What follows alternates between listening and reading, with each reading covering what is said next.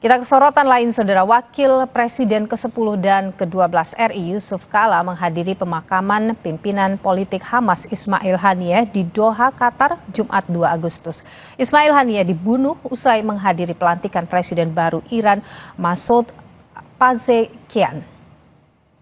Haniyeh dimakamkan di pemakaman keluarga Emir Qatar di kawasan Lusail, wilayah pinggir laut utara Doha. Yusuf Kala hadir dalam pemakaman didampingi oleh Menkumham 2004-2007 Hamid Awaludin, mantan Ketua Umum PP Muhammadiyah Din Syamsuddin, serta ada Duta Besar RI untuk Qatar Ridwan Hasan. 2 pekan sebelum terbunuh, Haniyeh sempat bertemu JK juga di Qatar, atau di Doha, Qatar.